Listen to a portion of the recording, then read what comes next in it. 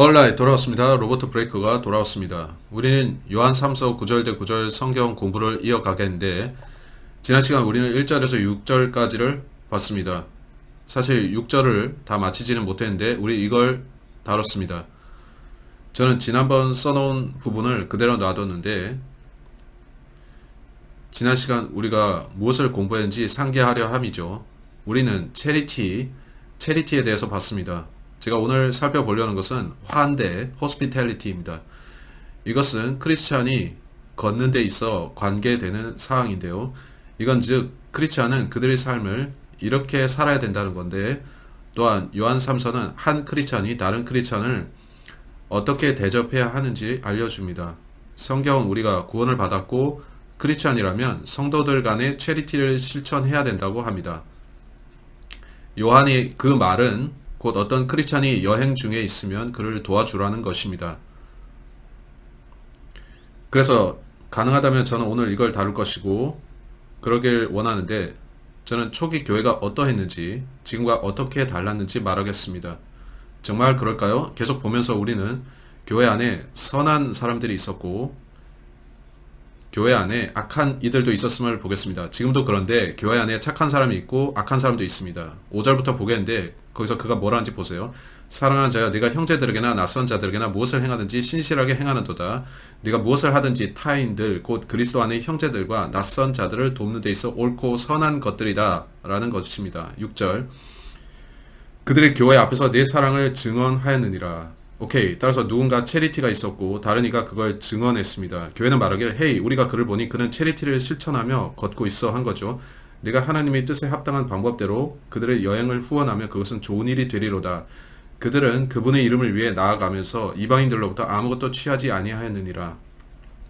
우리는 여기서 여행 중에 있는 어떤 사람을 보는데 그는 크리스찬인 게 분명합니다.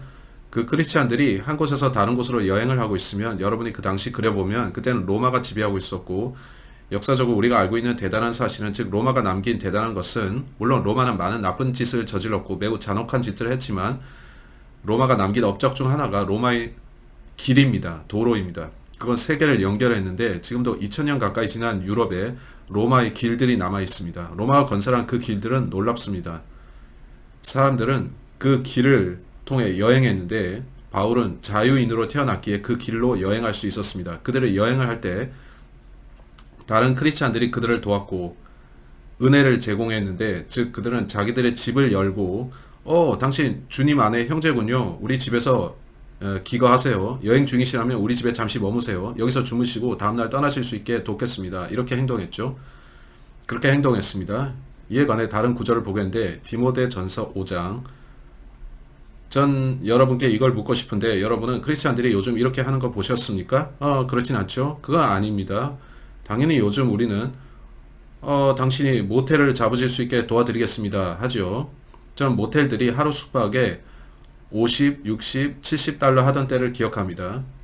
그 비용도 제게는 비쌌는데 요즘 여러분은 하룻밤에 100달러 밑의 호텔 찾을 수 있습니까? 돈이 많이 들어갑니다. 따라서 혹자가 크리스찬이고 여행 중이고 그들이 인터넷을 쓸 수 없고 그걸 찾을 여건이 안 된다면 그 크리스찬이 그 지역에 대해서 잘 모른다면 다른 성도에게 전화해서 제가 여행 중인데 당신 집에서 묵을 수 있습니까? 하고 다른 크리스찬은 그러세요 할 수 있다는 거죠. 근데 우리는 요즘 그런 거 보지 못합니다. 왜 그럴까요? 성경은 마지막 날들에 많은 사람들이 사랑이 식을 것이라고 했죠. 그래서 우리는 많은 사람들이 예전처럼 친절하지 않고 차가운 걸 봅니다. 그거 아주 슬프죠. 디모데 전서 5장 10절 보세요. 바울은 9절에서 크리스찬 과부에 대해 말합니다. 그는 선한 여자가 어떤 여자인지에 대해 10절에 말하죠. 선한 행위로 인해 좋은 평판이 있어. 우리는 지난 시간 이걸 봤죠. 혹은 아이들을 양육하며 혹은 나그네들을 묵게 하며 혹은 성도들의 발을 씻겨주며 혹은 고난받는 자들을 구제하며 혹은 모든 선한 일을 부지런히 따른 자라야 하리라. 이제 저는 살면서 많은 책들을 읽었는데 옛날에 어떤 사람이 여행하면서 여관이나 오두막을 찾다 보면 어떤 경우에는 그게 있고 그런데 그 숙박업소 건너편에 종종 여분의 침실을 가진 사람들이 살고 있었죠. 여행자가 길을 가다가 밤을 지낼 장소가 필요하다고 하면 그들은 우리는 남는 침실이 뒤편에 있습니다 했고 또 종종 그들은 여행자에게서 아주 소액을 받고 하룻밤 자게 해줬습니다. 많은 경우에 그들은 No. 우리와 함께 식사하십시오. 그리고 나서 쉬고 내일 아침 떠나세요. 했죠. 그 집주인들이 원했던 것은 뉴스였고요. TV가 없고 뉴스가 없었을 때에는 누군가 걸어오면 그들이 다른 지방에서 온 사람이라면 외지 소식을 갖고 왔을 수가 있었죠. 아, 기다릴 수 없어. 그를 들여서 식사를 함께 하면서 저 사람에게서 세상 소식 들어보자고 했던 겁니다. 그들은 나는 행인들을 내 손님으로 드려야겠어 했는데 그래야 그들은 뉴스를 얻고 소식을 접할 수 있었던 겁니다. 크리스찬들 또한 그렇게 했었는데 크리스찬들도 외부인들을 집에 영접하고자 했습니다. 이는 그들이 손님들에게 복음을 전하고 증거하려 함이었죠. 본문은 어떻게 말씀합니까? 그녀가 성도들이 발을 씻겨주며 하죠. 당시 대부분 사람들은 샌들을 신고 다녔는데 그들이 거의 돌로 된 로마의 길을 다니다 보면 많은 경우에 모래와 먼지가 길에 있었기에 그들이 하루 종일 걷고 나면 발이 더럽혀졌습니다. 여러분 상상할 수 있습니까? 혹자가 여러분 집을 방문했는데 여러분이 들어오세요 오세요 신발 벗으시고 제가 양동이 가져올 텐데 발 씻겨 드리겠습니다. 신발이 아니라 발을 말이죠. 당신이 발을 씻겨 드리겠습니다. 이거 분명한 체리티입니다. 저 결코 그렇게 해본 적은 없는데 전 누군가의 발을 씻겨보지 않았습니다. 그건 제가 생각할 때 아주 좀 역한데요. 아시죠? 자세를 낮추고 누군가의 더러운 발을 보면서 그 냄새나는 발을 씻긴다는 건 제게 좀 이상합니다. 근데 여러분은 당시 그들이 그렇게 했던 거 아십니까? 그 행동이 그들의 사랑과 관심과 돌봄을 표현하는 것이고 그들은 기꺼이 했습니다. 그들은 왜 그렇게 했습니까? 이 사람은 아마 종일 20마일 이상 걸어온 사람인데 여러분은 하루에 20마일 걷는 사람 없을 거라 생각하지만 전 제 기억에 몇 시간 안에 9마일을 걸었습니다. 따라서 여러분이 걷는데 익숙하면 하루에 5, 10, 15, 20마일씩 걷곤 했다면 그렇게 할 수 있습니다. 그런 날이 저물 때 여러분이 앉아서 쉴 수 있는 곳을 발견했다면 즉 먹고 수면 취할 수 있다면 당신은 아주 피곤할 거고 매우 지친 당신이 꼭 하고 싶은 마지막 일이 발 씻는 것일 텐데 누군가 그 일을 대신 해주면 당신은 당신 나를 신경 써주는군요. 감사합니다. 제가 너무 피곤한데 제 발을 대신 씻겨주시니 감사해요 하고 여러분 아주 감사할 겁니다. 따라서 요즘 세상에서 잃어버린 어떤 것이 있는데 그게 감사입니다.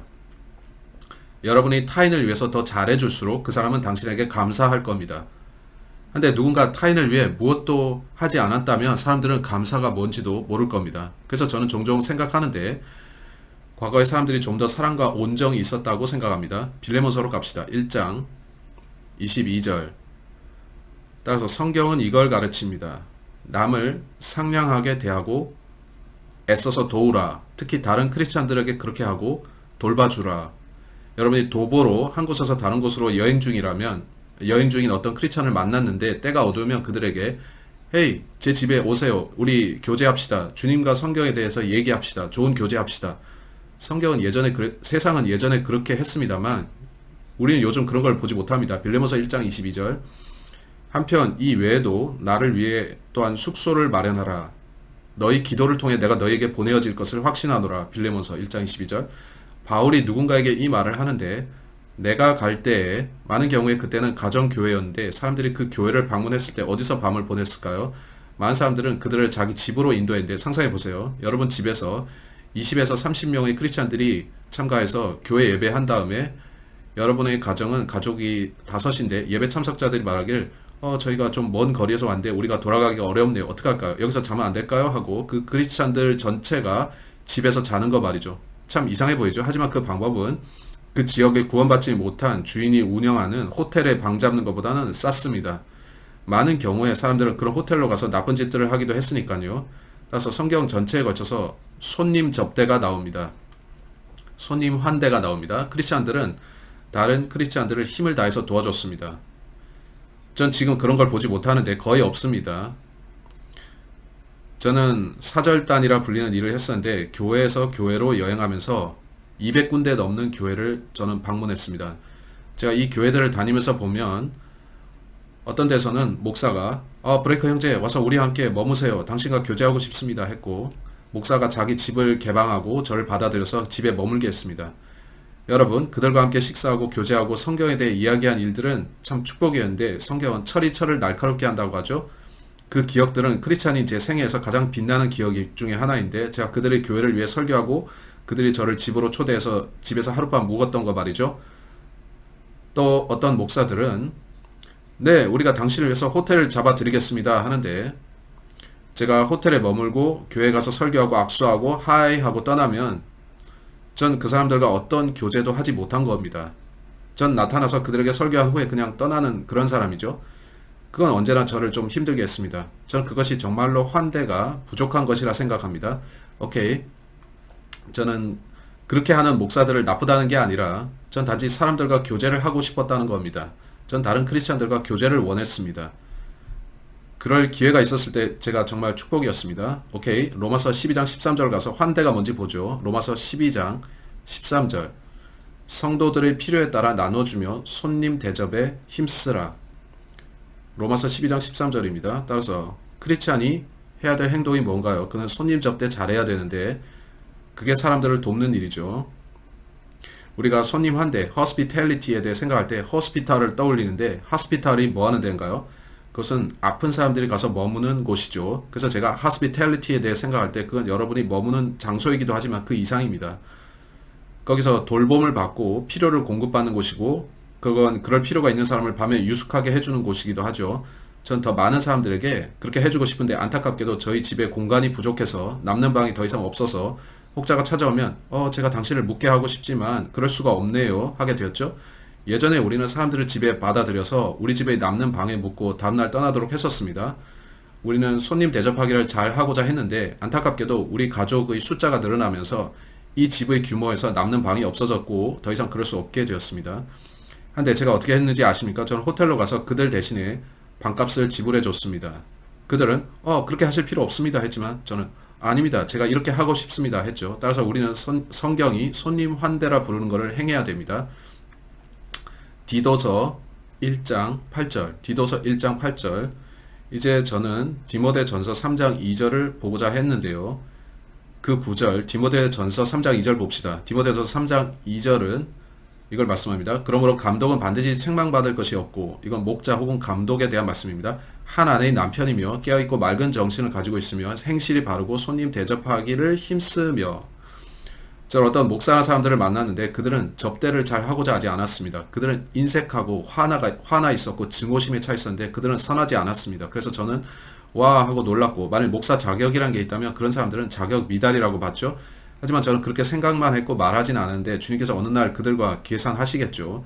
저는 성경이 말하는 그런 목자가 되고 싶은데 그래서 최선을 다해서 저는 손님 접대합니다. 디도서 1장 8절에 어떻게 말씀하는지 보세요. 오히려 손님 대접하기를 좋아하며 선한 사람들을 사랑하고 맑은 정신을 가지고 있으며 정의롭고 거룩하고 절제하고 누구를 말하는 건가요? 7절에서 감독을 말했죠. 그는 손님 대접하기 좋아해야 되고 사랑해야 됩니다.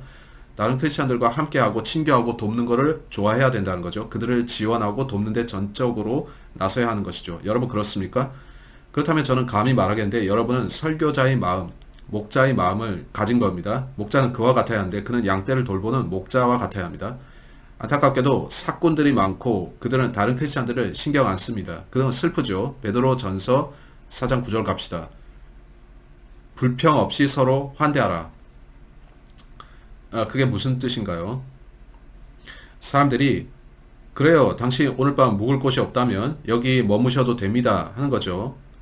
그게 아니라 여러분은 기꺼이 사람들을 도와야 됩니다. 당신 차가 고장났습니까? 밤을 보낼 곳이 마땅치 않습니까? 여기 머무세요. 차를 고치시면 아침에 제가 정비소로 태워다 드릴게요. 여러분 그런 거 아십니까? 그게 참된 기독교 정신인데 참 기독교인은 남을 돕습니다. 전 여러분이 직업이 없고 그럴 시간적 여유가 없을 수 있다는 거 알지만 여건이 되면 도와야 합니다. 요한 3서 6절로 돌아와서 그들이 교회 앞에서 내 사랑을 증언하였느니라. 내가 하나님의 뜻이 합당한 방법대로 그들의 여행을 후원하면 그거는 좋은 일이 되리로다. 따라서 누군가 여행 중이라면 그들을 환대하고 도와야 하는데 이제 그게 하나님의 뜻에 합당합니다. 제가 godly sort라는 단어를 볼 때 바울이 그 용어를 썼던 것 실제 성경에 이게 2번 나온다는 게 기억납니다. 제 기억엔 2번 썼는데요. 그중 하나는 고린도후서 7장 11절에서 바울이 godly sort라는 말을 썼습니다. 고린도후서 7장 11절 너희가 하나님께 속한 방법대로 근심한 것 바로 이것을 보라. 그것이 너희를 얼마나 조심하게 이하의 내용을 읽지 않겠는데 어쨌든 바울은 godly sort라는 단어를 쓰고 있죠. 이로써 바울과 요한이 일치한다는 것이 여기서도 나옵니다. 요한이 바울과 일치한다고도 할 수 있고요.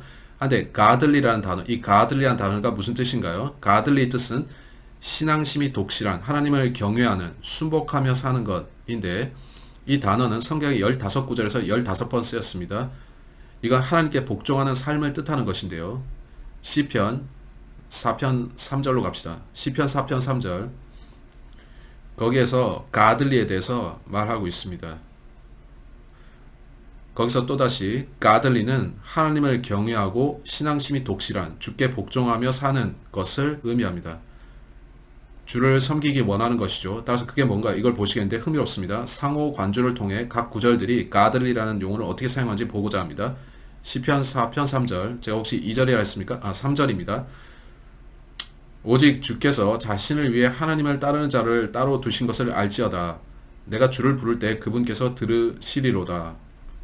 이제 우리는 가들리라는 용어가 사용된 거 보는데요. 가들리는 올바로 사는 것과 관련이 있습니다. 올바로 사는 게 뭔가요? 당신이 어떻게 바로 살 수 있나요? 당신이 거룩하게 살 때, 거룩하게의 뜻은 구별, 성별되었다는 겁니다. 여러분은 자신을 무엇으로부터 구분하죠? 세상입니다. 여러분이 세상에서부터 멀어질 때 하나님과 가까워지는데 그게 가들리입니다. 자, 제 생각에 요한이 이 모든 것들을 말하는 이유는 우리 크리스찬들이 세상 안에 있지만 세상에 속한 자는 아니라는 겁니다. 따라서 우리 크리스찬들이 악하고 사악하고 더럽고 하나님을 거부하는 세상에 대해서 우리는 구별되고 떨어져 있어야 됩니다. 우리는 크리스찬의 교제권 안에 있어야 되고, 네, 물론 잃어버린 죄인들에 대해서 우리는 그들을 회심시키려고 해야 되지만 가장 우선적으로 우리는 다른 크리스찬들을 배려하면서 그들과 교류해야 합니다. 따라서 우리는 나가서 악하고 더러운 세상과 연합하지 말아야 됩니다. 오케이, 그거 말이 되죠? 그게 초기 교회의 신조였는데 이제 디모데후서 3장으로 갑시다. 이제 디모데후서 3장으로 가겠습니다. 디모데후서 3장 12절을 보겠습니다. 참으로 그리스도 예수님 안에서 하나님의 뜻대로 살려고 하는 모든 자는 핍박을 받을 것이나 여러분이 하나님의 뜻을 따르려 하면 할수록 주님께는 가까이 가고 세상에선 멀어지고자 하게 됩니다. 당신은 더 박해받게 되는데 세상은 당신을 조롱하고 이 거룩한 제하는 위선자야, 예수쟁이야 이러면서 이 사람은 우리처럼 안 사네, 매우 다르네, 당신 그렇게 거룩한 사람이야 하고 당신을 조롱합니다. 여러분이 원했던 것은 주님과 가까워지고 올바로 살고 올바로 행하고 죄에서 멀어지는 것뿐이었지만 저 사람들이 원하는 전부는 죄 짓는 것입니다. 그들은 여러분을 그들의 죄에 동참시키고자 하는데 여러분은 거절하고 그러면 그들은 여러분을 박해하죠. 디도서 2장 12절 갑시다. 디도서 2장 12절. 우리를 가르치시되 하나님의 성품에 위배되는 것과 세상에 속한 정욕을 우리가 거부하고 이 현 세상에서 맑은 정신을 가지고 술 취하지 말라는 겁니다. 파티에 다니지 말고 의롭게, 의롭게 행하고 잘못 행하지 말며 정직하라는 거죠. 하나님의 뜻대로 살며 하나님께서는 제가 이렇게 살기를 원하십니다. 이제 디모데전서 1장 4절 갑시다. 디모데전서 1장 4절 말씀하기에 꾸며낸 이야기와 끝없는 족보에 주의를 기울이지 못하게 하려 함이었느니라. 이런 것들은 믿음 안에 있는 그 일, 즉 하나님의 뜻대로 세워주는 것보다 오히려 논쟁을 일으키나니 그렇게 하라. 따라서 세워주는 것, 그건 하나님의 뜻대로 살게끔 세워주는 겁니다. edifying은 허무는 게 아니라 세우는 거죠. 여러분이 하나님의 뜻대로 살고 있다면 다른 이들을 세울 수 있습니다. 제가 edify의 뜻을 생각할 때 그건 가르치다, teach와 상관이 있는데 누군가 가르치는 거죠.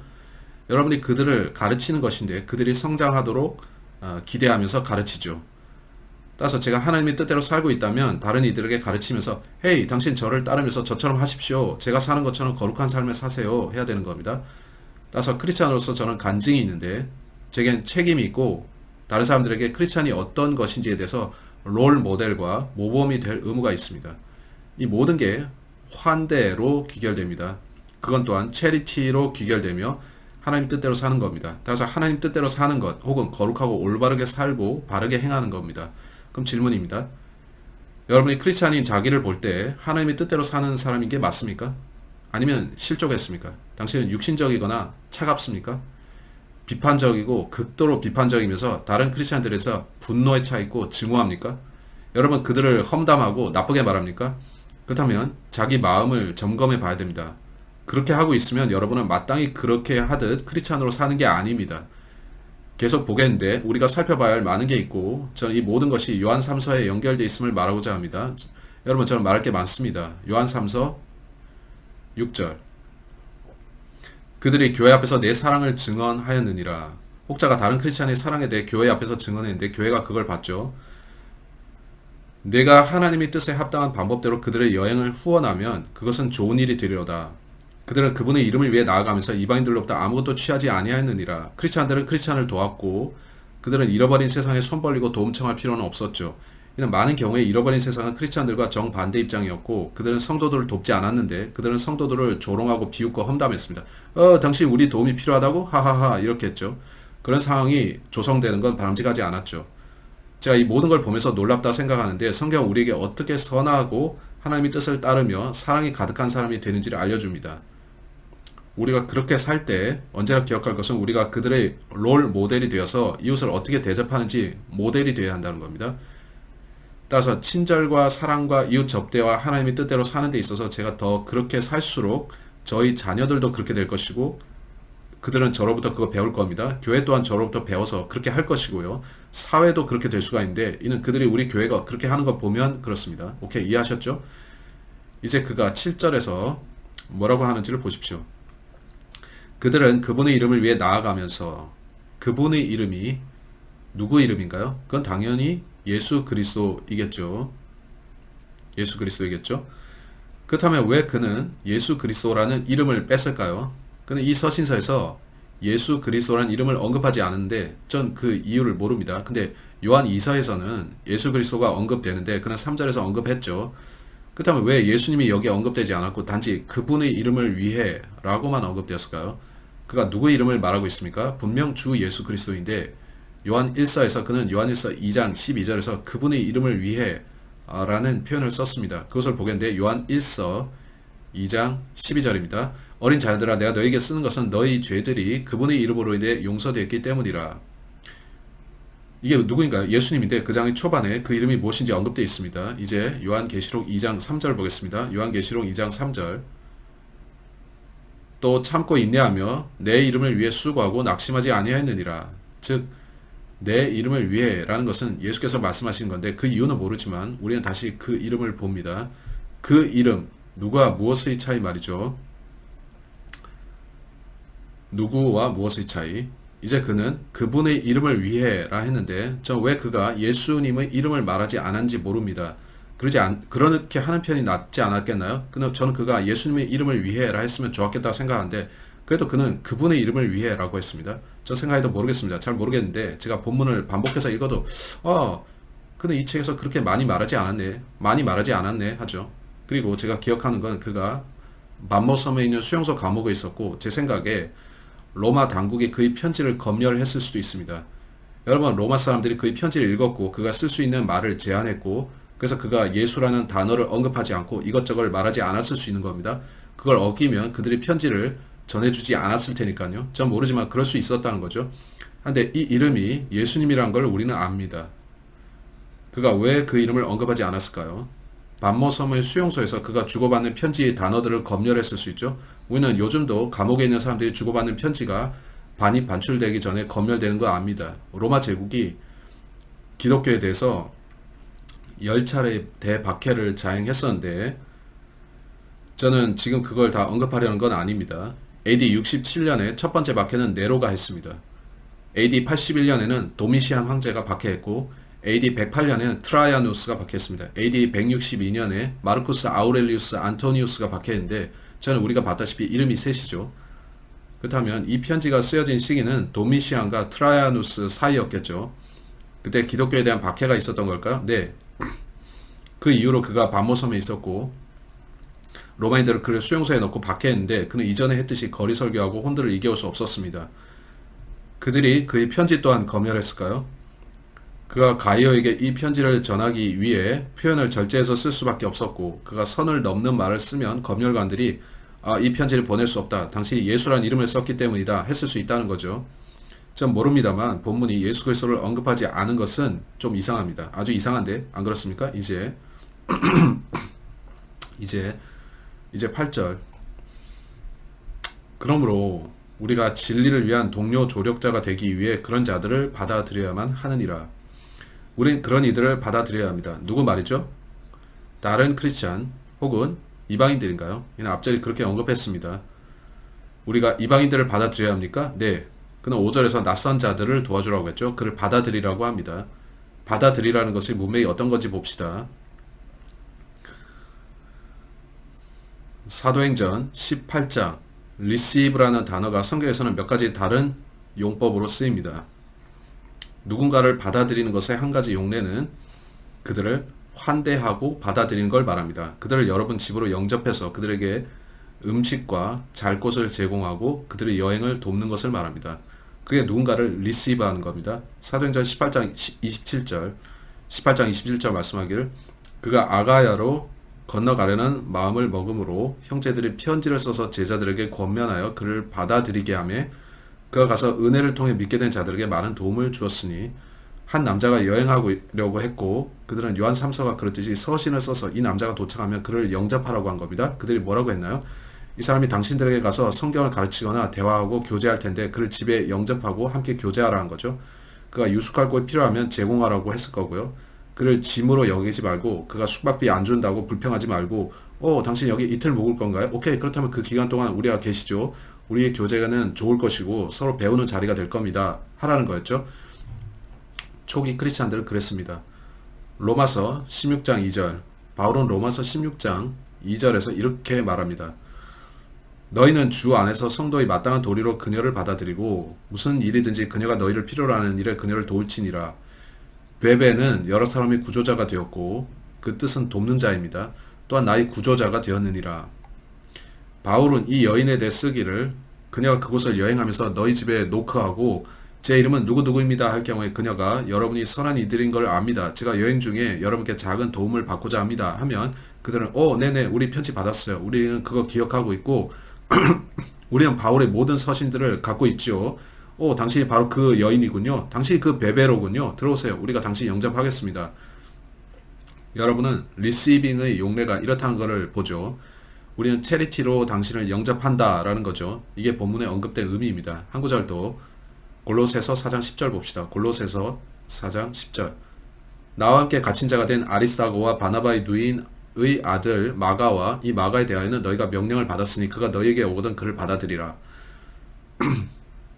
따라서 너희가 명령들을 받았는데 우리는 그를 받아들이라는 명령을 너희에게 주었고 그 명령은 그가 오면 영접하라는 것이다 라는 거죠. 그 명령들 중 하나는 이 사내가 너희의 문 앞에 나타나면 그를 영접하고 그를 받아들이라는 거였죠. 그에게 선한 크리스찬이 된 걸 가르치고 잘 해주고 돌봐주라는 건데 기본적으로 바울이 그를 보증한다는 겁니다. 그런 말을 하는데 여러분에게 그런 일이 있었나요? 누군가 여러분 앞에 나타나서 당신 누구누구 아시나요? 아니 모르는데요. 오케이 가서 누구누구에게 물어봅시다. 이 사람 어떤가요? 저는 그를 보증합니다. 제가 그를 오랫동안 알았는데 그는 선한 사람입니다. 이런 상황입니다. 오케이 요한 3서로 돌아와서 요한 3서 8절을 봅시다. 그러면 우리가 진리를 위한 동료 조력자가 되기 위해 그런 자들을 받아들여야만 하느니라. 우린 여기서 동료 조력자라는 단어를 보는데 크리스찬들이 다른 크리스찬을 받아들인 전체적 이유가 뭡니까? 그들을 받아들인 이유가 뭡니까? 그들이 대접하기 좋아하고 사랑을 베풀고 서로 아끼고 돌봐준 또 서로 돕고 서로 영접한 전반적인 이유 즉 서로 영접한 이유는 돕기 위함이었고 그게 주를 섬기는 방식이었기 때문입니다. 또한 복음의 진전을 돕기 위해서였죠. alright. 따라서 크리스찬들을 서로 도우면서 잃어버린 죽어가는 자들에게 복음을 전해야 되는데 요새 그렇게 하나요? No. 애석하게도 크리스찬을 자처하는 6,000개 이상의 교파들이 있는데 그들이 뭘 가르칩니까? 그들은 행위복음 가르치고 그렇다면 그들은 크리스찬이 아닙니다. 근데 믿음으로 말미암아 은혜로 구원을 받고 예수 그리스도의 흘려진 고귀한 피를 통한 참된 구원 복음을 전하는 사람들조차도 서로 돕기보다 빈번하게 서로 싸웁니다. 그 아주 슬프고 슬픕니다. 고린도후서 8장 23절, 고린도후서 8장 23절에서 동료 조력자들에 대해 말합니다.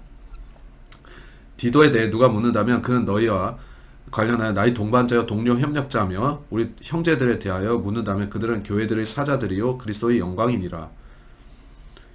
따라서 바울은 디도는 나와 함께 일하는 자인데 그는 나의 동료 협력자이다. 누가 그에 대해 묻는다면 그는 주를 위해 그리스도인의 역할을 하고 있는데 너희 모두는 그를 영접하고 최선을 다해 도우라.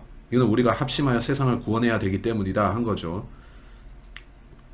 그건 고린도전서 15장 1절로 4절의 피로 물든 복음을 통해서인데 로마서 3장 25절대로 그리스도의 피 안에 있는 믿음을 통한 것입니다. 온라인 데살로니가 전서 3장으로 갑시다. 데살로니가 전서 3장 2절 우리 형제 곧 하나님의 사역자요 그리스도의 복음 안에서 우리의 동료 일꾼인 디모데를 보내어노니 이것은 너희를 굳게 세우고 너희 믿음에 관해 너희를 위로하여. 따라서 동료 협력자라는 표현이 성경에 나오고 동료 일꾼도 나옵니다. 저는 우리식 영어로 스펠링을 썼는데 성경에는 OU로 많이 나옵니다. 그게 보다 영국식 영어 표기법이기 때문이죠. 그리스도 안의 동료 일꾼. 이제 빌레몬서로 갑시다. 빌레몬서. 따라서 우리가 기억해야 될 것은 만일 우리가 진짜 구원받았다면 서로 대적하지 말아야 된다는 거죠. 대신 어떻게 해야 됩니까? 우리는 서로 도와서 세상에 예수 그리스도를 전파해야 되는데 그렇게 하는 많은 방법이 있습니다. 한 가지는 전도지 나눠주는 건데 또 하나는 거리 설교하는 거고 또 하나는 어떤 식으로든 여러분이 구원받은 사실을 잃어버린 자들과 나누는 것입니다. 우리가 서로 싸우면서 어떻게 그 일을 하겠나요? 우린 서로 사랑하고 서로 도와야 됩니다. 빌레몬서 1장 1절. 예수 그리스도의 갇힌 자가 된 바울과 우리 형제 디모데는 우리가 극진히 사랑한 자요 동료 일꾼인 빌레몬과 여기 나오죠. 동료 일꾼. 그리고 24절. 나의 동료 일꾼인 마가와 아리스타고와 데마와 누가 무난하니라. 오케이, 이제 빌립보서를 봅시다. 빌립보서 4장 3절. 또 참된 멍의 동료인 내게도 내가 간절히 원하노니 복음 안에서 나와 함께 수고하고 또한 클레멘트와 함께 또 나의 다른 동료 일꾼들과 함께 수고한 저 여자들을 도우라. 그들의 이름이 생명책에 있느니라. 동료 일꾼들. 따라서 요한 3서의 맥락은 남들을 위해 자기가 할 바를 행하라는 겁니다. 물론 여러분은 자기의 번영을 위해서 일할 수 있고 건강함도 추구할 수 있는데 일에서 그 대가로 번성하는 건 잘못된 게 아닙니다. 하지만 크리스찬으로서 다른 사람들을 돕는 일은 잊지 말아야 됩니다. 이는 우리가 한 목표를 따르기 때문인데 지상에 있는 교회가 어떤 목표를 갖고 있습니까? 복음을 전파하는 겁니다. 복음 전파가 뭔가요? 고린도전서 15장 1절로 4절. 우리는 세상 죄인들이 구원받는 걸 봐야 합니다. 이렇게 말하기는 싫지만 지금 교회는 그 책무를 다하지 않고 있습니다. 구원받는 사람들의 수가 이전보다 점점 줄어들고 많은 크리스찬들이 길에서 벗어난 배교의 때에 살고 있습니다. 그들은 크리스찬으로서 걸어야 할 길로 걷지 않습니다. 그들은 증오로 차 있고 화가 났고 증오합니다. 그들은 서로 고함치고 싸우는데 서로 음해하기도 하고 환대라는 걸 모르죠. 그들은 체리티를 실천하지 않습니다. 슬픈 일이죠. 슬픕니다. 이제 요한 3서로 돌아와서 요한 3서 8절에서 말합니다. 그러면 우리가 진리를 위한 동료 조력자가 되기 위해 그런 자들을 받아들여야만 하느니라. 이제 9절에서 그가 말합니다. 난 너에게 이 친구에 대해 경고하려 한다. 그를 비판하려 하는데 이는 그가 8절에 동료 조력자가 되기 거부했기 때문이다. 그는 7절대로 그분의 이름을 위해 나아가지 않고 6절대로 하나님의 뜻에 따라 사랑을 실천하지 않는다. 그는 6절대로 선한 간증이 없다. 5절대로 그는 신실하거나 형제들을 돕지 않는다. 4절대로 그는 진리 안에서 걷지 않는다. 그는 이 모든 것을 따르지 않았는데 요한은 이 사람이 그렇게 한다고 합니다. 저는 이게 놀라운데 여러분 어떻습니까? 9절이 말씀합니다. 내가 교회에 썼지만 그들 가운데서 으뜸이 되기를 좋아하는 디오드레베가 우리를 받아들이지 아니하니 그는 나는 교회의 머리가 되고 싶어하는 디오드레베에 대해서 쓴다고 한다. 그는 이 남자가 교회에서 목자 정도의 위치인 걸로 알게 합니다. 좀 적나라하게 말하자면 그 남자는 우두머리, 즉 교회 감독이나 목자가 되려 했는데 그는 자기의 위치를 잘못 사용했죠. 본문이 어떻게 말씀하는지 보세요. 그가 으뜸이 되고자 했다고 본문은 말씀합니다. 으뜸이 되는 것이 마땅하죠. 누가 으뜸이 되는 게 마땅하죠? 우리는 골로새서의 그 구절을 보겠는데 예수께서 으뜸이 되셔야 합니다.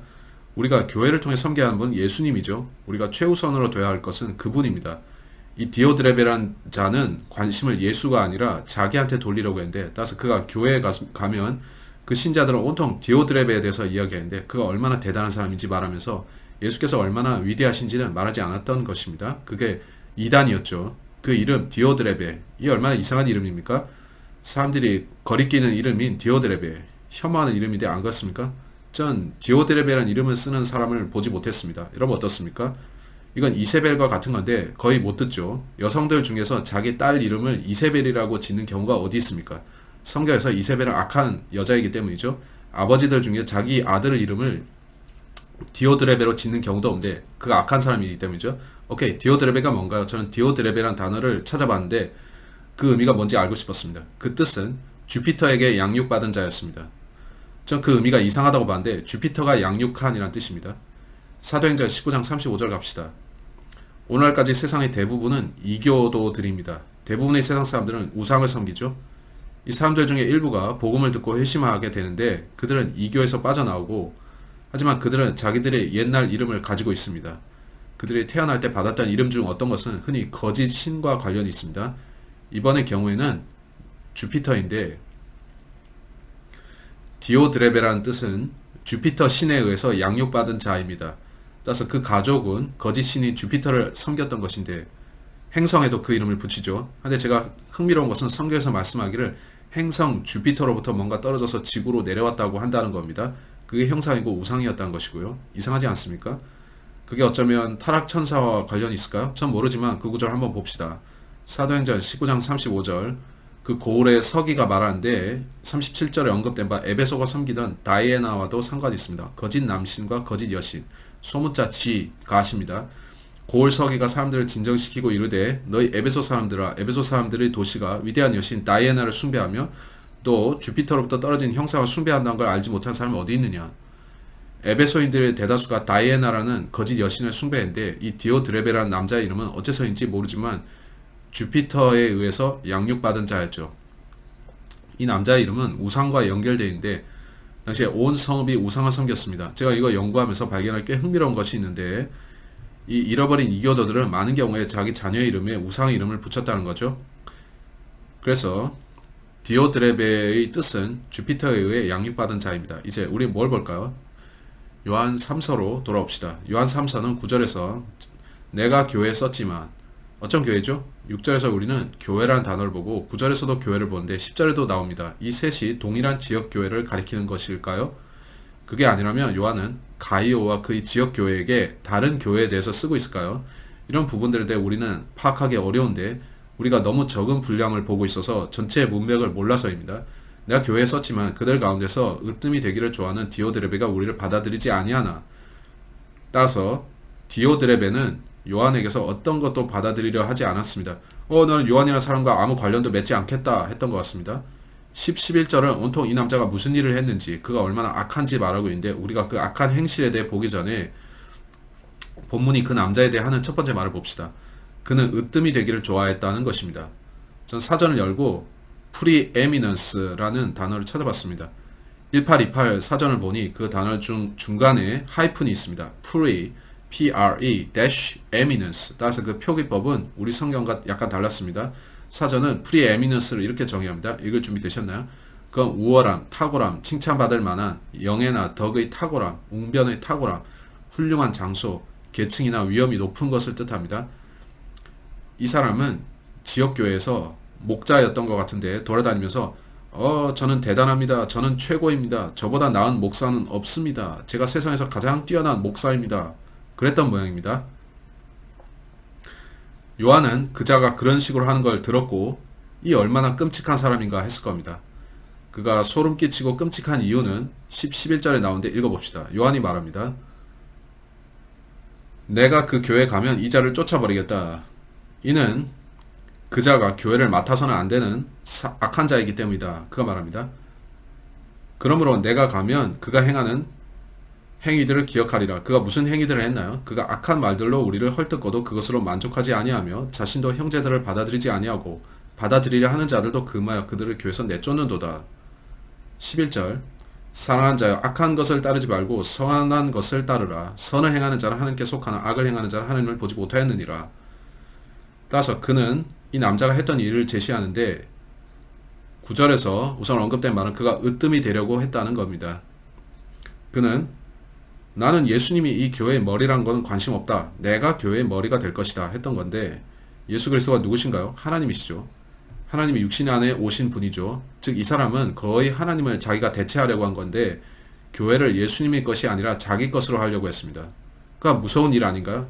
이제 으뜸이 되셔야 할 분은 누굽니까? 골로새서 1장 18절에 어떻게 말씀한지 보세요. 골로새서 1장 18절 또 그분께서는 예수님이죠. 몸 곧 교회의 머리시니라. 그분께서 시작이시오 죽은 자들로부터 처음 난 자이시니 이것은 그분께서 모든 것 가운데서 으뜸이 되려 하심이라.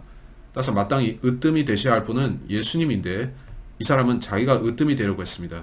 뭔가 잘못됐죠? 그런 것 여러분 조심하셔야 됩니다. 여러분이 그러한 교파나 교회에 속해 있으면 즉 어떤 남자가 강단에 서서 자기가 얼마나 대단한 사람인지 자랑하고 여러분에게 그를 사랑하고 섬기고 그에게 바쳐야 된다. 온통 자기에 대해서 말하고 있다면 그는 예수님을 주목받게 한 사람이 아니라 자기를 그렇게 하는 것이며 그게 이단입니다. 그런 데서 나오셔야 합니다. 전 여기 골로새서 1장을 더 읽을 시간은 없지만 피를 언급하는 14절도 흥미롭습니다. 그리고 20절에서 또 피를 언급하는데 따라서 본문은 온통 피를 말하고 있습니다. 따라서 이건 흥미로운 사실인데 여러분이 으뜸, preeminence라는 단어를 찾아서 성경을 펴면 피가 보이는 거죠. 요한 3사에서는 으뜸이 나오는 문맥에서 피가 언급되지 않았습니다만 저는 그가 의도적으로 거기에 키워드를 배치한 게 아닌가 합니다. 크리스천들이 다른 데서 언급된 그 단어를 생각하면서 그들이 그 단어와 연관된 다른 뭔가를 연상하라고 만든 게 아닌가 모르지만 말이죠. 우리는 디오드레베가 잘못한 게 뭔지를 봅시다. 요한 3서 10절은 그러면 내가 가면 그가 행하는 행위들을 기억하리라. 그 악한 말들로 우리를 헐뜯고도 그것으로 만족하지 아니하며 자신도 형제들을 받아들이지 아니하고 받아들이려 하는 자들도 그마야 그들을 교회에서 내쫓는도다.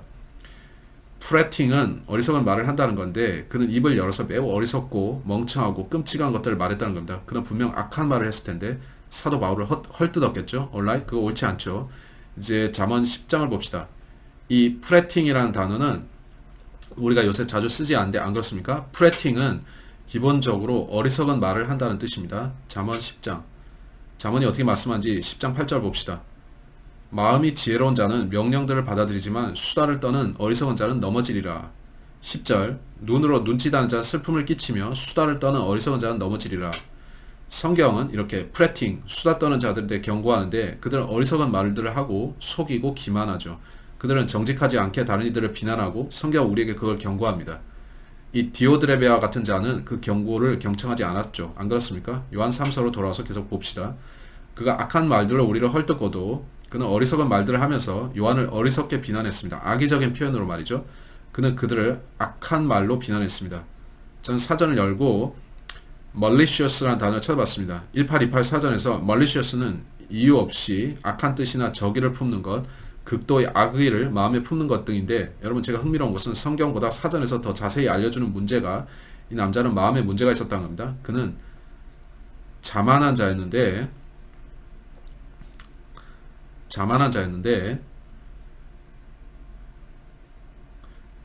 그는 교만으로 꽉 찬 사람이었고 다른 사람들이 자기를 섬기고 또 높여주기를 바랬습니다. 이 남자가 가진 문제가 그거였죠. 그게 마음의 문제였습니다. 여러분은 그게 마음의 문제였으면 안 돼. 사전을 안 보면 그걸 몰랐겠죠? 사람들은 타인들에 대해서 악하게 말하는데 그 많은 경우에 그들의 마음에 쓴 것이 있고 그들이 그 사람을 미워하기 때문입니다. 그들의 마음에 쓴 뿌리가 있죠.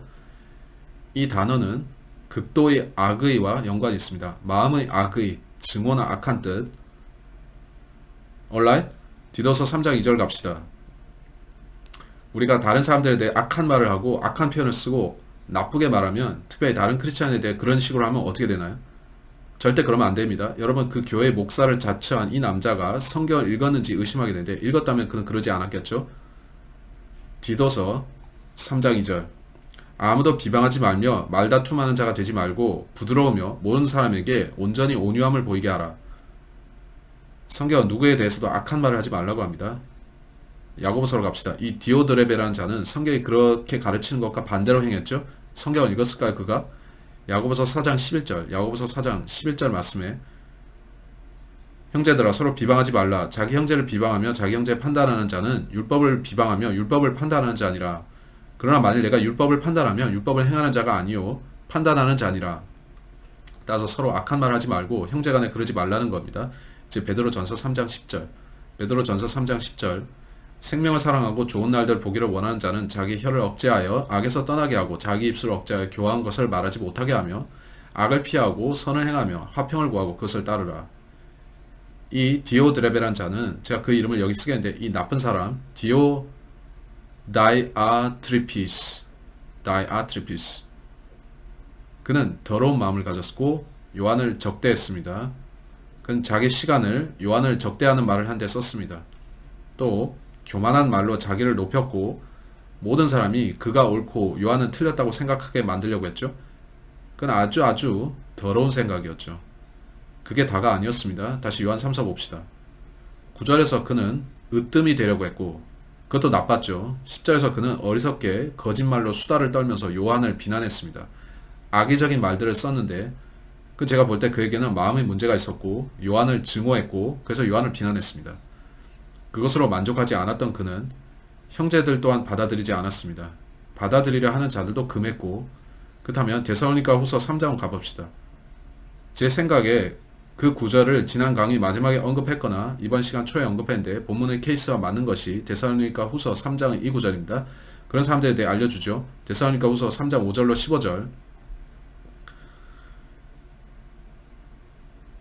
주께서 너희 마음을 인도하사 하나님을 사랑하게 하고 또 인내하며 그리스도를 기다리게 하시기를 원하노라. 그렇지 않아서 우리는 디오드레베처럼 되지 않기 위해서 마음을 올바르게 간수해야 되죠. 디오드레베처럼 되지 않으려고 하면 6절이 말씀합니다. 형제들아 이제 우리가 우리 주 예수 그리스도의 이름으로 너희에게 명령하노니 너희는 질서 없이 걸으며 우리에게서 받은 전통대로 걷지 아니한 모든 형제에게서 떠나라. 너희가 어떻게 우리를 따라야만 할지 너희 스스로 아느니라. 우리가 너희 가운데서 질서 없이 행동하지 아니하였고 누구의 빵이든 거저먹지 아니했으며 너희 중 아무에게도 폐를 끼치지 아니하려고 수고와 해산의 고통 속에서 밤낮으로 일하였나니 이것은 우리에게 권리가 없어서가 아니라 우리 자신을 너희의 본으로 만들어 우리를 따르게 하려 함이었느니라. 우리가 너희와 함께 있었을 때에도 너희에게 이같이 명령하여 누구든지 일하려 하지 아니하거든 먹지도 말라고 했노라. 우리가 들으니 너희 가운데 질서 없이 걸으며 전혀 일하지 아니하고 참견하기만 좋아하는 어떤 자들이 있다 하는도다. 이제 그러한 자들에게 우리가 우리 주 예수 그리스도를 의지하여 명령하며 권면하노니 그들은 조용히 일하고 자기 빵을 먹을지니라. 그러나 형제들아 너희는 잘 행하는 가운데 지치지 말라. 만일 어떤 사람이 이 서신으로 전하는 우리의 말에 순종하지 아니하거든 그 사람을 지목하여 그와 사귀지 말고 이로써 그가 수치를 당하게 하라. 그러나 그를 원수로 여기지 말고 형제로 권고하라. 즉 요한은 이렇게 합니다. 헤이, 이 남자는 수치를 당해야 된다. 이 사람은 성경을 따르지 않는다. 그러나 나는 그를 적으로 여기진 않는다. 근데 그가 어떻게 말합니까? 그는 이 디오드레베가 그들을 적으로 돌린다고 하죠. 이거 이상하죠? 그럼 그거 왜 그랬을까요? 전 모르지만 제가 그때 살지 않아서 모릅니다. 어쨌든 어떤 이유에서든 디오드레베는 사도 요한을 적대했습니다. 요한은 오케이 내가 가면 정상으로 돌려놓겠다. 너희 그 사람을 조심해야 된다고 나는 경고한다고 하죠.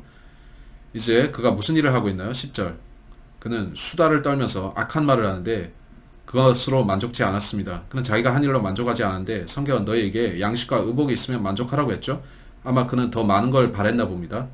부모는 더 말씀하기를 자신도 형제들을 받아들이지 아니하고 앞서 우리는 형제들을 받아들이라는 걸 봤는데 이 사람은 손님 접대 싫어했습니다. 그는 다른 크리스찬들이 자기에게 찾아와서 도움 청하는 걸 싫어했습니다. 받아들이려 하는 자들도 금하여 다른 크리스찬들이 제가 저분 받아주겠습니다 하면 그는 당신은 그러면 안 된다. 내 말만 들어라 했던 건데 그게 이단이죠. 컬트, CULT 빨간 경고등이 크게 깜빡거리죠. 계속 말합니다. 받아들이려 하는 자들도 금하여 그들을 교회에서 내쫓는도다. 그는 교회에서 사람들을 쫓아냈는데 자기 말을 따르고 복종하려 하지 않는 자들을 내쫓았죠. 자기는 성경을 따르지 않으면서 말이죠. 이게 폭군과 독재자이고 연민이나 체리티 사랑이 없는 사람이죠. 그는 사꾼 타입이었고 초짜였고 지역교회의 목자로서 그는 적절하지 않은 사람이었습니다. 선한 사람이 아니었습니다. 디모데전서 3장으로 갑시다. 여러분이 교회에 가서 선한 목자 만나게 되면 그게 큰 축복이라는 거 아십니까? 많은 사람들이 제게 연락해서 형제님 전 그런 교회를 못 찾겠습니다 하는데 아십니까? 여러분이 나쁜 목자가 있는 교회에 가면 그에게서 아무 도움도 받을 수 없는 거 말이죠. 그래서 여러분은 악한 목자 밑에 있을 필요가 없습니다. 떠날 수 있는데 그거 아십니까? 그 목자가 성경을 따르지 않는다면 거기에 계실 필요가 없습니다. 오케이? 그것을 빨리 떠나세요. 전 어떤 교회들을 떠나야 했는데 저는 떠나는 거 싫어하고 교회들을 사랑하며 그 신자들을 사랑하지만 그 교회 목자가 잘못된 길로 가면 어쩔 수 없이 오케이 우리는 떠납니다 하고 다른 곳으로 가야 하는 거죠. 디모데전서 3장 1절로 7절 여기서 성경은 목자의 자격을 말합니다. 남자가 감독의 직무를 사모하면 선한 일을 사모한다는 이 말은 참된 말이오다. 그러므로 감독은 반드시 책망받을 것이 없고 한 아내의 남편이며 깨어있고 맑은 정신을 가지고 있으며 행실이 바르고 손님 대접하기를 힘쓰며 가르치는 재능이 있고 자기를 술에 내주지 아니하며 구타하지 아니하고 더러운 이익을 탐내지 아니하고 인내하고 말다툼하지 아니하며 탐욕을 부리지 아니하고 이 사람은 말다툼하고 탐욕을 부리며 이 남자는 손님을 대접하지 않았는데 이 사람은 여기 거론된 것들에 비춰서 자격이 없죠. 4절. 자기 집을 잘 다스려 자기 자녀들을 모든 위험으로 복종시키는 자라야 할 것이며 남자가 자기 집을 다스릴 줄 알지 못하면 어찌 하나님의 교회를 돌볼 수 있겠느냐. 초신자는 아니 되나니. 이제 목록을 보세요. 이것은 그가 교만으로 높여져서 마귀 정죄에 빠지지 않게 하려 함이라. 디오드레베는 그랬습니다. 그는 교만으로 높아졌고 예수님이 원하시는 게 아니라 마귀가 원하는 상태로 갔습니다. 이제 우리는 7절을 읽을 건데요. 또한 그는 반드시 밖에 있는 자들로부터 좋은 평판을 받아야 하리니 이것은 그가 비방과 마귀의 올무에 빠지지 않게 하려 함이라. 좋은 평판이 있어야 된다는 거죠. 우리가 요한 3서에서 본 게 이건 아닌가요? 요한 3서로 돌아와서 6절을 보세요. 그들이 교회 앞에서 내 사랑을 증언하였느니라. 여기 어떤 사람들이 선한 간증을 보고하고 어떤 교회들은 네, 그들은 사랑을 실천하고 손님 접대를 하는 선한 사람들입니다 하죠. 그건 바울이 말한 대로 거슬러 올라갑니다. 모든 것이 바울로 올라가는 것이 놀랍지 않나요? 따라서 디오드레베는 제대로 잘못된 사람이었는데 그는 끔찍한 자였고 선한 사람이나 선한 크리스찬이 아니고 그가 맡은 일에 적합한 사람도 아니었습니다. 11절. 상한 자여 악한 것을 따르지 말고 선한 것을 따르라. 선을 행하는 자는 하나님께 속하나 악을 행하는 자는 하나님을 보지 못하였느니라. 그러니까 무슨 말을 하고 있냐면 디오드레베는 악한 사람이고 하나님께로부터 오지 않았다고 암시합니다. 그러나 하나님을 보지 못했는데 이는 그가 육신 안에 계셨던 예수님을 보았을 연령대도 아니라는 것을 말하는 것 같습니다. 그렇다면 그는 저기 언급된 초신자들, 곧 믿은 지 얼마 안 된 젊은 사람 중 하나였겠죠.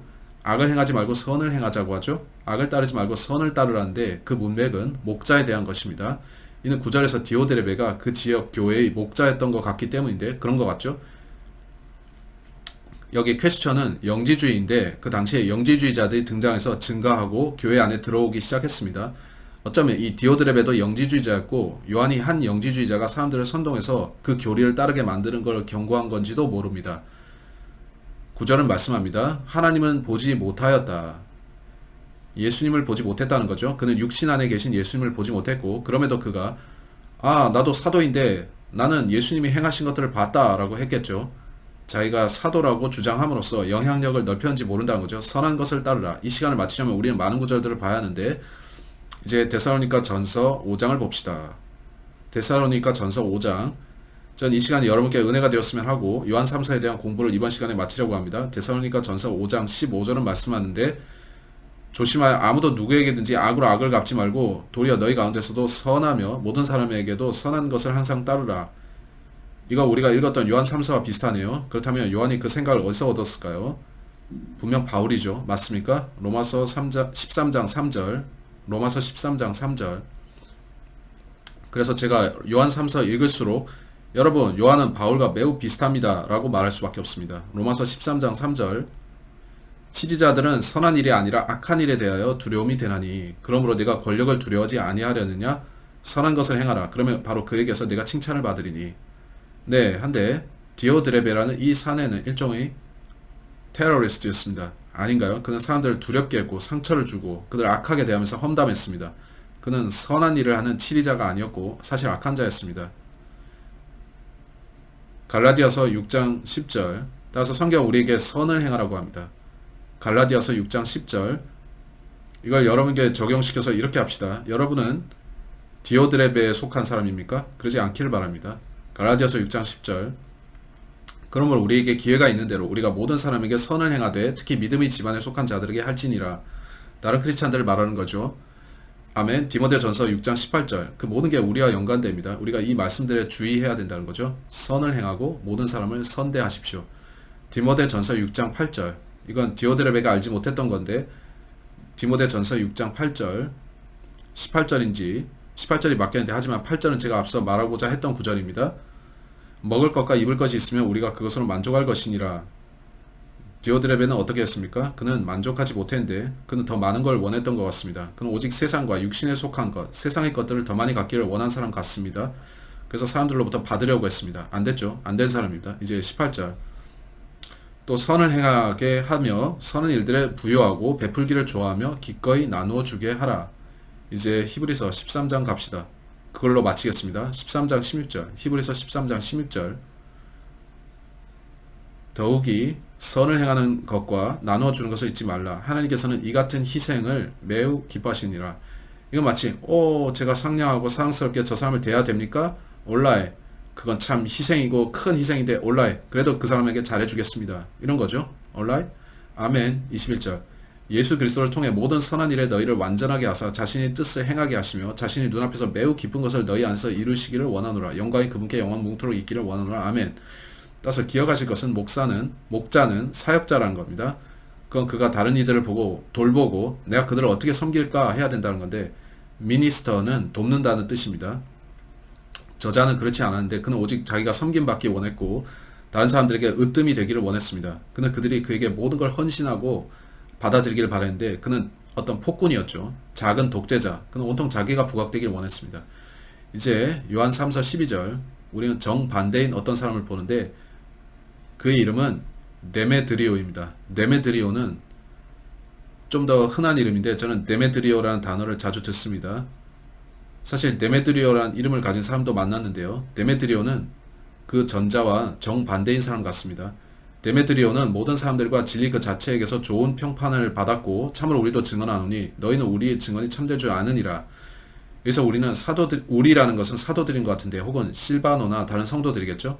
그는 그래 우리는 데메드리오를 안다 하는데 어쩌면 이 데메드리오가 사도행전 19장에 나오는 그 사람일까요? 좀 모릅니다. 사도행전 19장으로 갑시다. 성경이 많은 곳에서 우리는 한 구절에서 다른 구절로 연결되는 접점들을 발견하는데 그건 놀랍지만 저는 성경을 읽고 공부하며 그런 것들을 배우는 것이 즐겁습니다. 사도행전 19장 24절에 데메드리오라는 남자가 있는데 그는 구원받지 못했죠.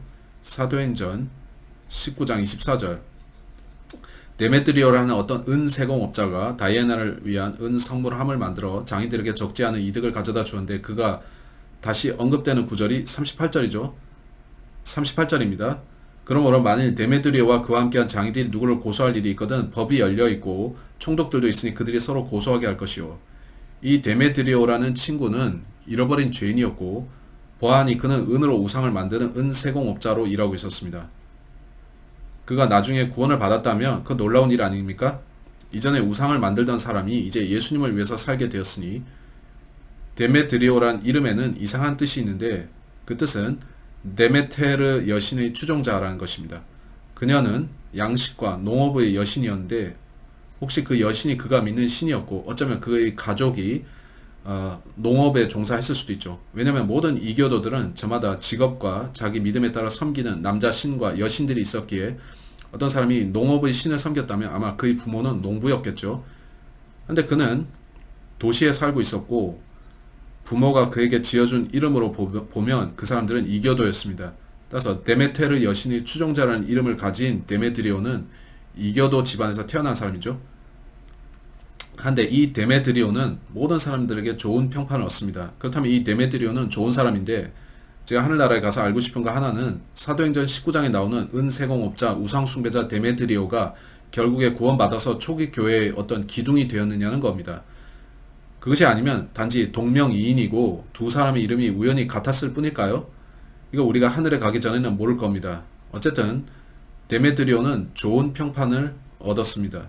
디모데전서 3장으로 갑시다. 디모데전서 3장 마치려면 서둘러야 될 것 같네요. 디모데전서 3장 7절 감독이나 목자의 자격을 말하고 있는데요. 7절이 말씀합니다. 우리가 앞서 읽은 구절인데요.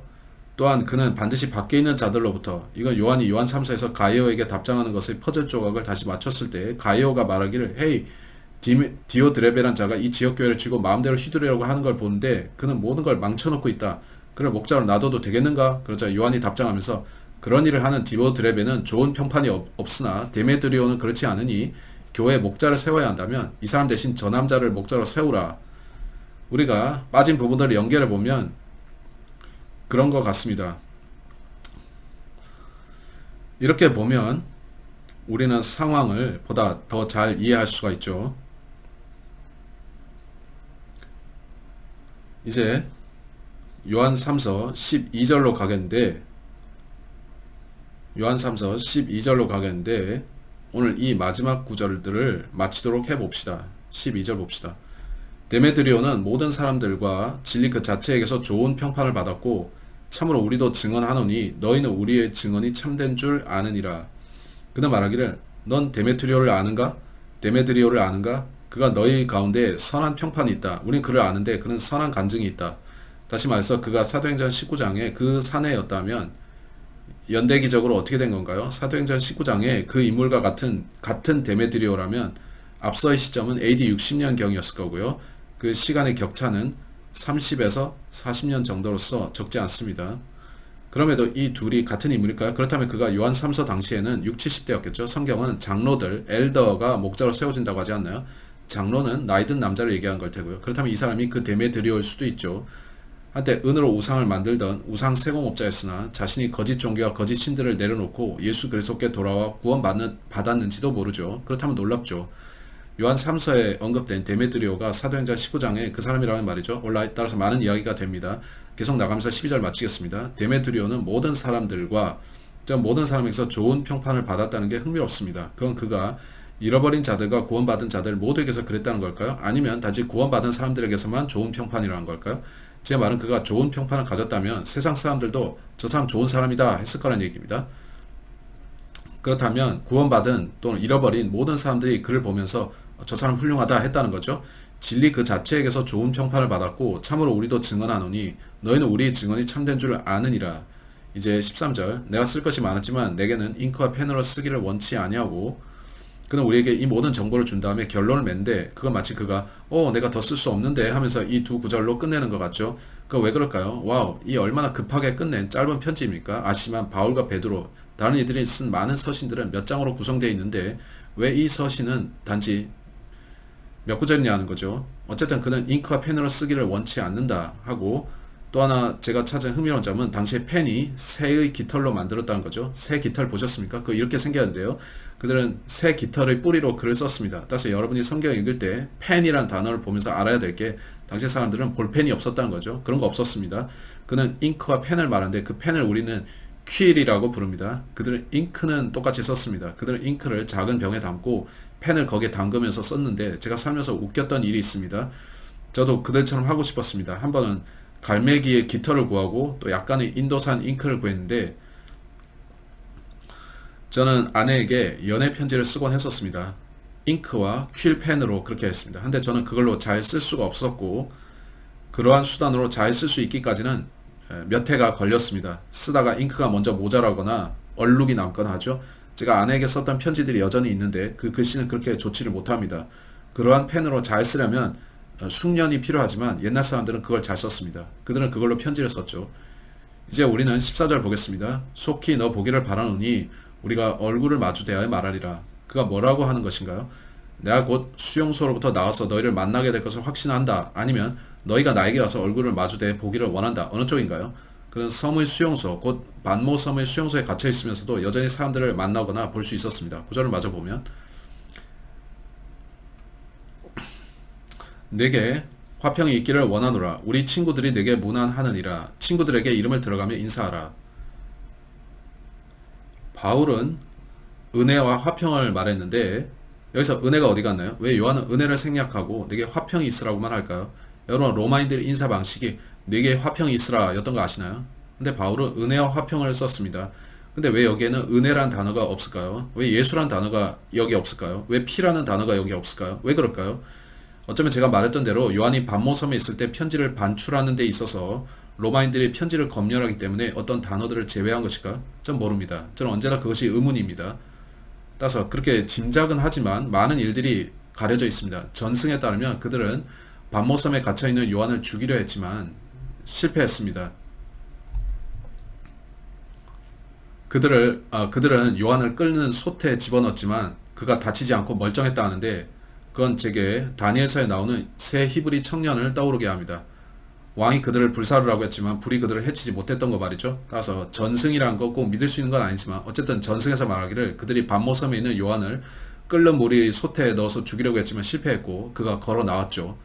박해자들이 그걸 보고 오케이, 이 사람은 뭔가 특별하다. 그가 반모섬에서 여생을 살게 해라 한 것일까요? 반모섬에서 그를 죽였을까요? 아니면 그가 결국 석방되었을까요? 제가 읽은 어떤 기록에 따르면 그는 130살까지 살았는데 그는 석방되어서 다시 교회들을 돌아다녔다고 합니다. 본문에서 그는 내가 곧 너희와 얼굴을 마주 대하여 말하기 원한다 하고 요한 2서에서는 너희에게 가기를 원한다 하는데 그들에게 가겠다고 한 것이죠. 따라서 어쩌면 그는 반모섬에서 석방되었을지 모르는데 전 모릅니다. 제가 아는 것은 이 서신서를 그가 썼다는 것과 여기에서 우리 친구들을 말한다는 것입니다. 우리 친구들이 내게 문안하느니라. 친구들에게 이름을 들어가며 인사하라. 그가 누구에 대해 말합니까? 그는 그들이 알고 있던 친구들을 말하는데 여기서는 친구들에게 이름을 들어가며 인사하라 하죠. 즉 그들은 서로의 이름을 알고 서로에게 관심이 있었는데 전 그래야 된다고 믿습니다. 제 말은 단지 다른 크리스천을 보면서 헬로우 크리스천 친구, 헬로우 크리스천 친구 할 게 아니라 그들을 알고 관심을 두고 알려고 애쓰며 친구가 되었던 겁니다. 이는 저기 구원받은 사람이 있고 여러분도 구원받았다면 사실 그 둘에게는 우정보다도 더 강한 연대가 있다는 거죠. 우리는 크리스찬 형제들이고 하나님의 아들들인 겁니다. 근데 진정 구원받은 크리스찬들로서 여러분이 거짓 성도가 아니라면, 거짓 성도라면 저는 여러분과 아무 상관이 없죠. 근데 여러분이 진짜 크리스찬이면 저는 기꺼이 여러분이 친구가 됩니다. 제 말 뜻 아시나요? 그렇게 하는 데 있어서 최선의 길은 우리 교제와 친교를 성경적 믿음과 성경 교리에 두는 것입니다. 저는 이번 시간이 여러분께 은혜가 되었기를 바라는데 감사드리고 다음 시간 우리는 요한복음을 시작하겠습니다. 그것 또한 그것은 긴 책인데 보겠습니다. 그 우리가 여전히 이 땅에 존재한다면 우리는 요한계시록과 씨름하게 될 겁니다. Alright, God bless you. 시청해 주셔서 감사합니다. Bye.